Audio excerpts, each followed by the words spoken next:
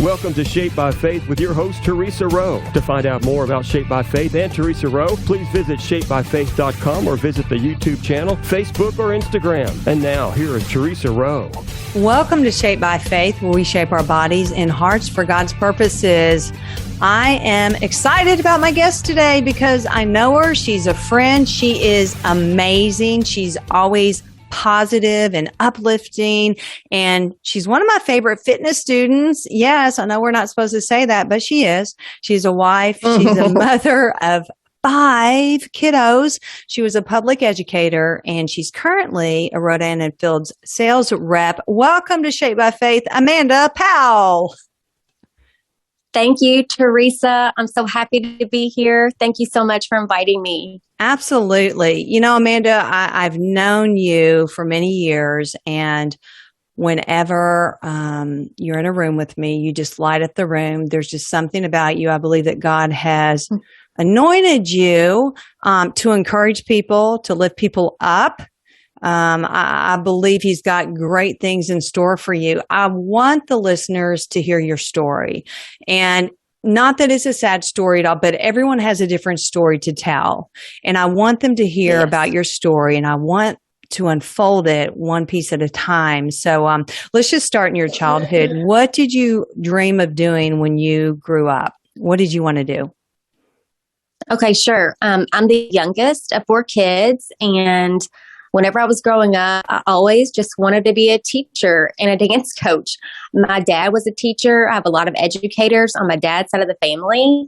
And I started taking dance class at Joy Johnson's when I was 3 years old, and I just continued. My mom danced, my sister danced, and it was just, and my dad was an educator. So it just kind of all melded together. And that's all I really ever wanted to do, was be those 2 things. Okay, so you were a dancer. My daughters were dancers. Were you on, like in high school? Were you on any of the dance teams? What did you do in high school? Oh, yes, ma'am. Yes, I was. I was an A-set back in the day. Yay. And I was the captain when I was a senior, and I just took great pride during that time of my life. And I just loved that discipline of dance and precision and all of those things I really loved. My mom was actually our coach, so it all kind of just was a big family affair, and it was just a great time, a good time. Okay, let's talk about your faith and some background on that. So were you raised in a faith-filled home and atmosphere? Yes, definitely. My family always went to church every week, sometimes more than once a week. And even if we stayed at somebody's house, we still had to go to church. And if we had somebody staying at our house, they came to church with us. It was just what we did. You know what I mean? It wasn't really an option. It was just what we did every Sunday, no matter what. We went to church every week, Easter meals and things like that. So it was important to us all. Okay, so before entering college, you knew you wanted to be a teacher. Is that still true before you were choosing, the college you were going to attend and what you were going to do? Were you still wanting to be a teacher at that point in time? I did. I still wanted to be a teacher, so I knew I was going to go into education. I decided on my major because I wanted to teach high schoolers. So you pick your subject that you want to teach. I wanted to teach English education, so I went to Eastern Kentucky University. They have a great education program there. So I went to Eastern and I majored in English education. So I took many classes to study, literature, linguistics, language, all the things with English, and also the education part where I went to different schools and different settings and got to observe lots of different grade levels. And I chose to teach high school. That was just my favorite age. Yeah, I was going to ask you, why high school?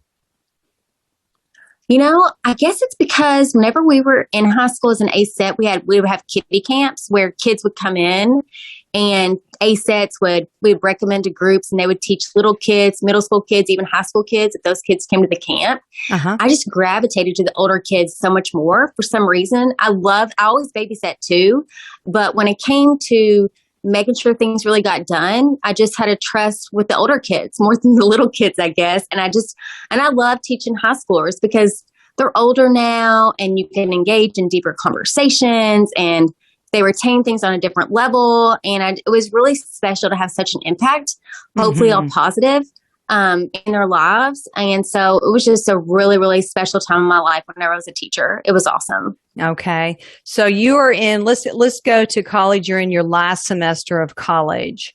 And you told me as we were discussing this that, you know, you had to, in order to get your, to graduate and get your degree, you had to actually take a physical. Is that correct? You had to get a physical? Yes, that's correct. Yes. Okay. So tell us what happened when you were getting your physical. Sure. Yeah.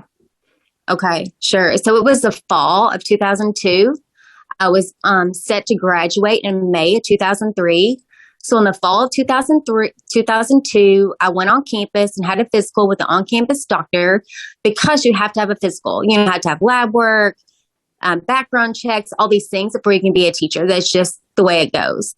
So whenever I was there, I told him every time I put my chin to my chest and just moved my head in that motion, I had this amazing, intense tingling sensation that went all down my spine, all the way to my fingertip. So it was very strange, but it didn't hurt. But I mean, it was there. It was very obvious. But I could walk, I could run, I could dance, I could do all the things. And I didn't really think it was a big deal, but someone suggested I mention it. And so I did. And that doctor, he got out his medical dictionary and he said, well, it could be, but may not be related to multiple sclerosis, cancer, and I can't even remember what else he said, but it was a long list of things that it could be related to. So wow. After that visit, right, I know, right? I mean, that I'm had 22. to be a little scary for a doctor to start naming these things that it could be. Amanda, had you always had that tingling sensation, even when you were a child or a teenager?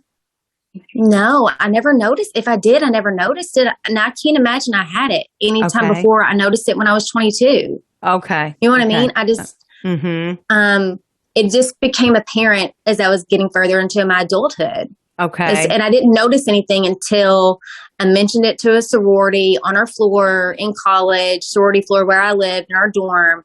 And she said, maybe you should mention that to your doctor today when you go for your physical. And so I did. And I probably wouldn't have mentioned it otherwise, but she has suggested it. And she's now actually a nurse.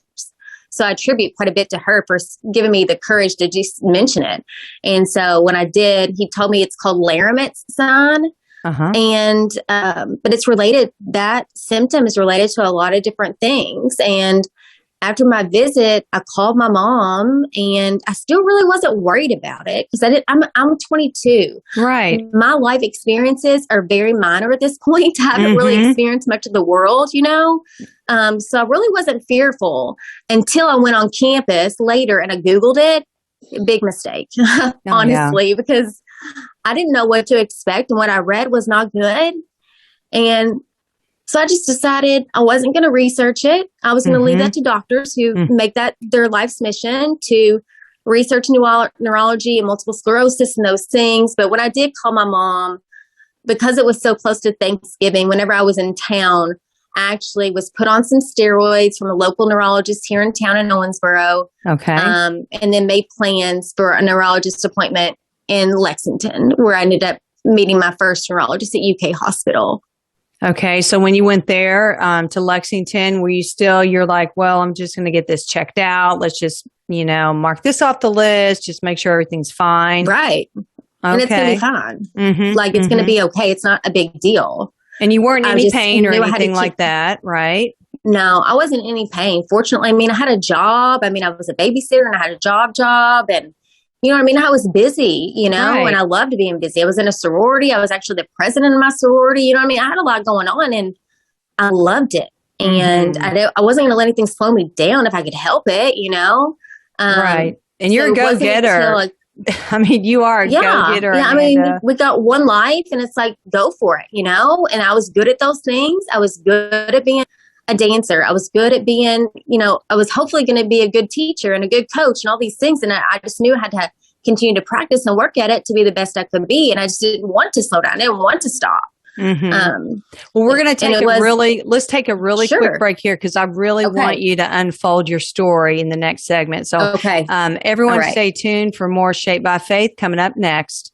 Welcome back to Shaped by Faith, where we shape our bodies and hearts for God's purposes. A friend of mine, a good friend, Amanda Powell, is one of my favorite fitness students. She took my classes all the time. She's a wife, a mother of 5 kiddos. She was a public educator, and Amanda was just kind of letting us know.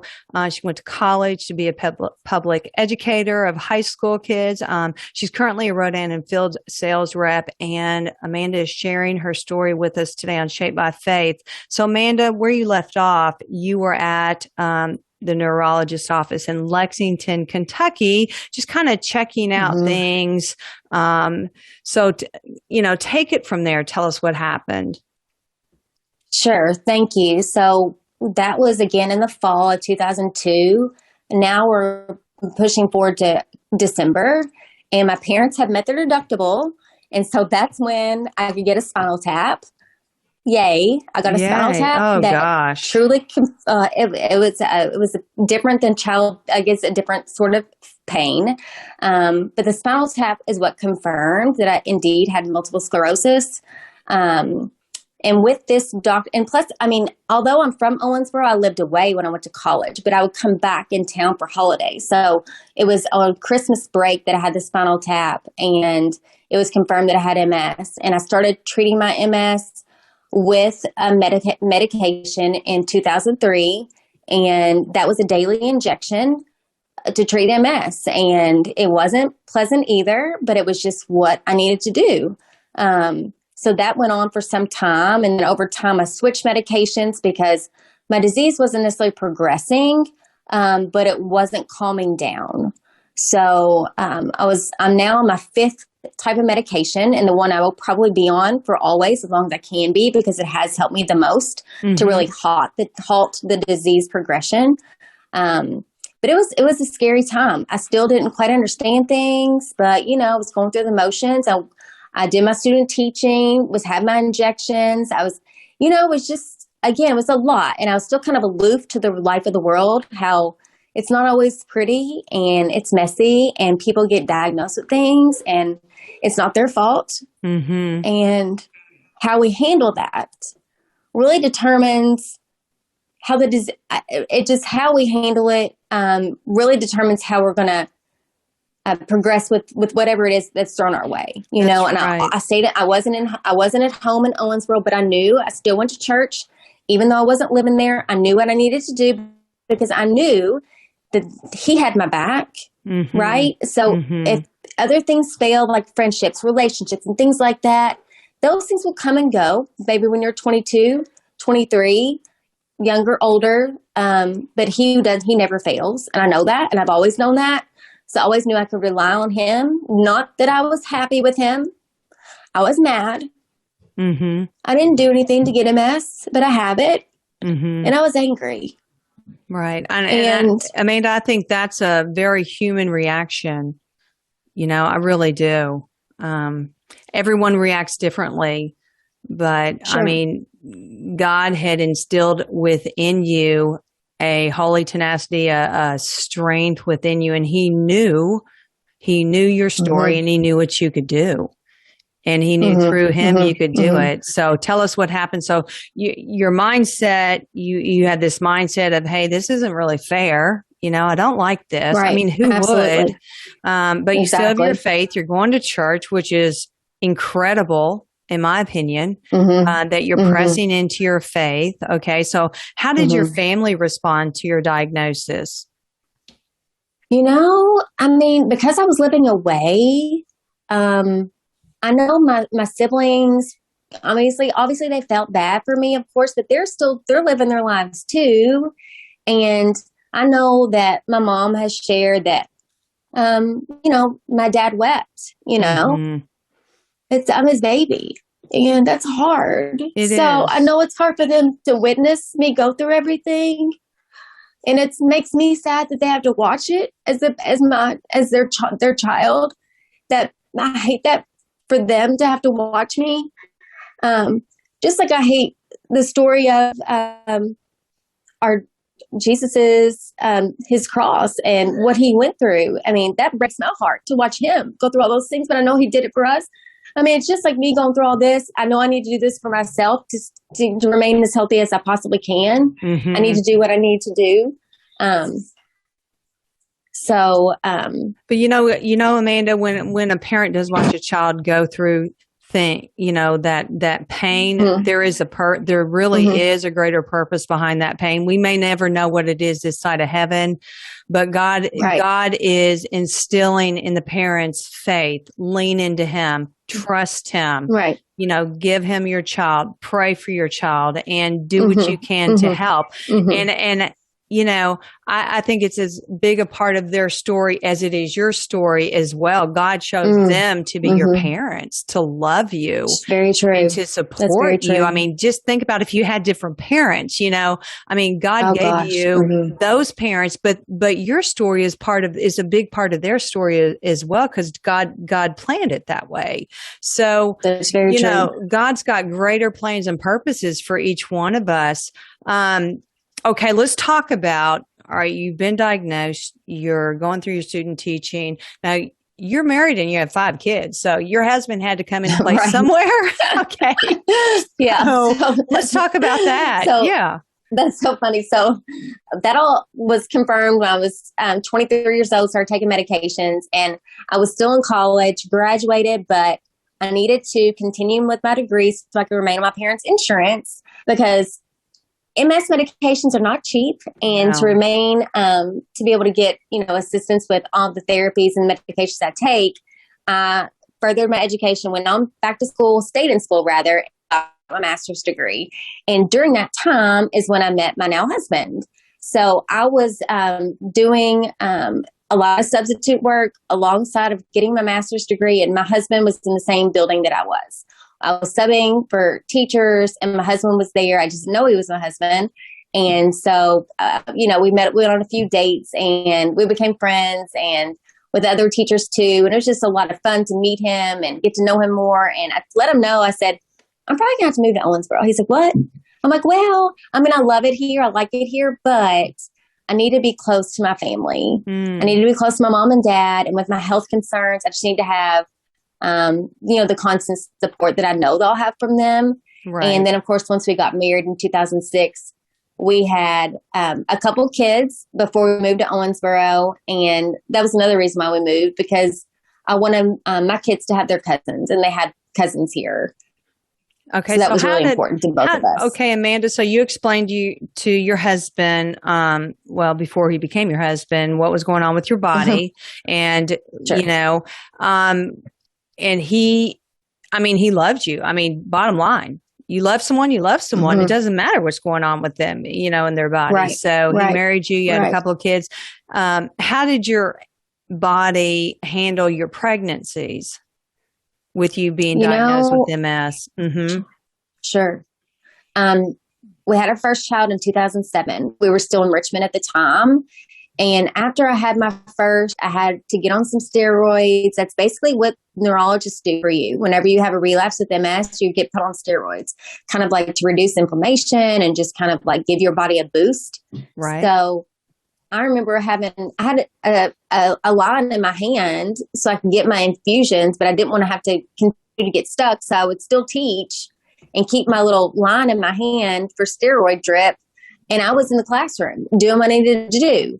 When I would go home and they would infuse my steroids, and I would go back the next day. And, that's just what they would do to treat MS. And so that was in 2007, had another baby in 2009. Then we moved to Owensboro, and I guess in 2011. So it was just over this course of time, I was still teaching and still doing what I needed to do because I was able to. Mm-hmm. I was still able to coach.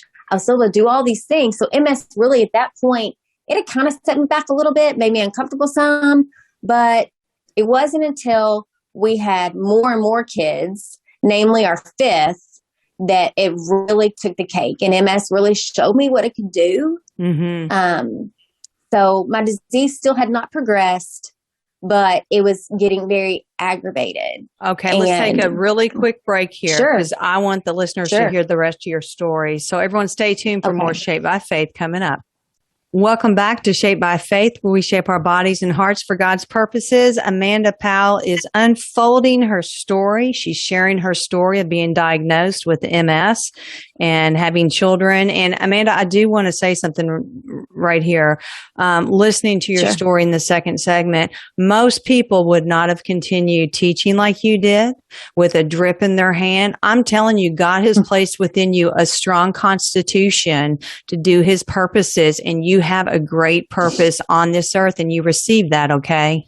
Because you do. Thank you. I'm telling you. Thank you. Okay, we're going in. I was asking you about how your body handled your pregnancy. So now you're pregnant with your fifth child. Tell us what happened. Right.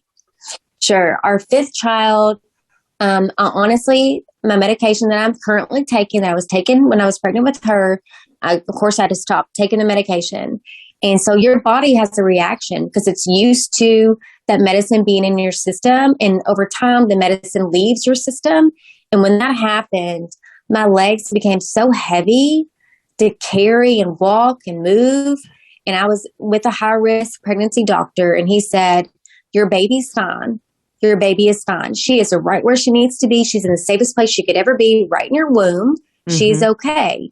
You are not okay. So you need to be admitted to the hospital, being pregnant with her, because you can't really do anything at home. And he was right. Mm-hmm. Because in time, Theresa, it's just not what you'd expect.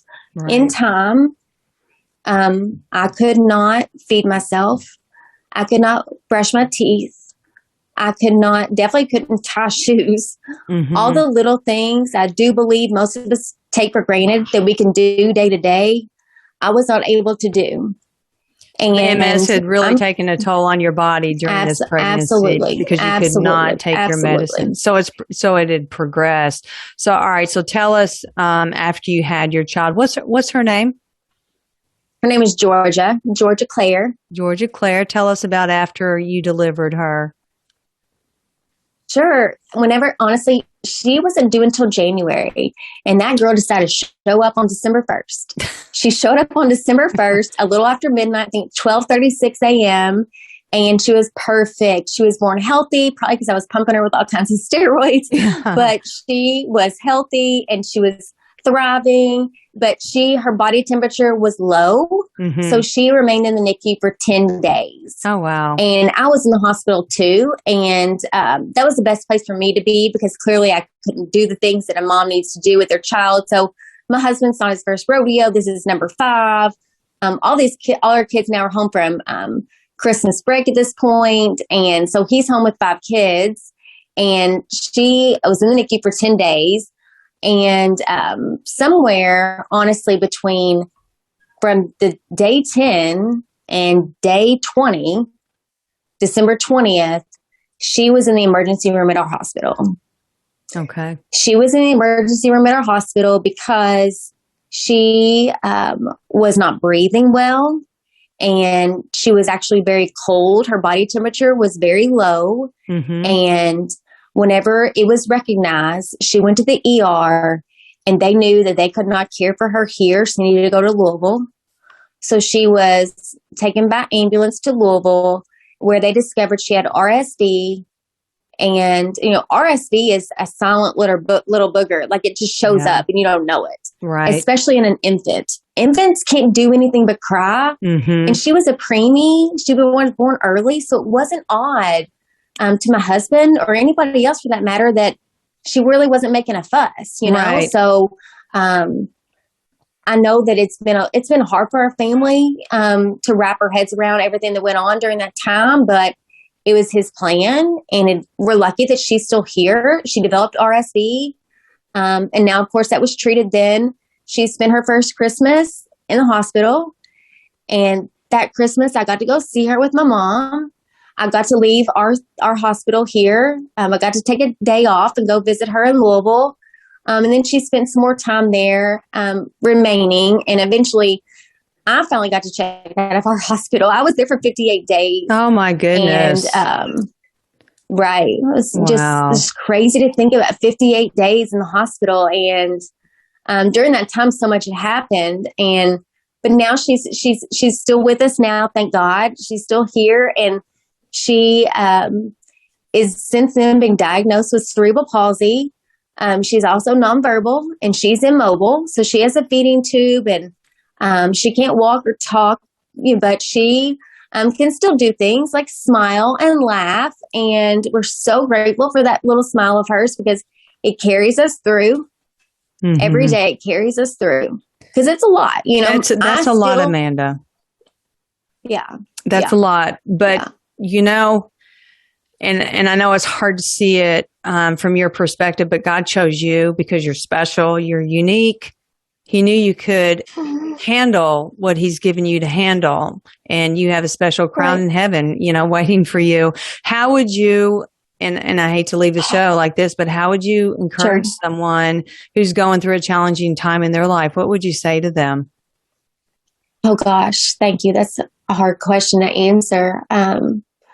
Just know that somebody's been there before you, and his name is Jesus Christ. Whatever you're going through, he's been there. He's been there. He's been there before you, and he loves you more than we can even comprehend. He loves you so much. He loves you so much. And he knows that whatever you've been handed was handed for a reason. Just like Theresa tells me, things have been handed to me for a reason. They were handed to you for a reason too. So don't you give up. Don't give up. Amanda, I want to thank you so much. I do. Sure. I love you, and God is with you, and I can't wait to see what he's going to do with you. And I know we had talked about this, before recording, but God's got great plans for you, Amanda. And I love you. Thank you, and Theresa. absolutely, absolutely. Everyone, we've got to go, and maybe we'll do a part 2 to this story, Amanda. But everyone, we've got to go. Okay. Bless you, and everyone have a great day. I'm Theresa Rowe. Bye. Thank you. Thank you. Thank you for listening to Shaped by Faith with Theresa Rowe. Remember to visit shapedbyfaith.com to find out more about workouts, the TV show, podcasts, blogs, Shaped by Faith products, and much more.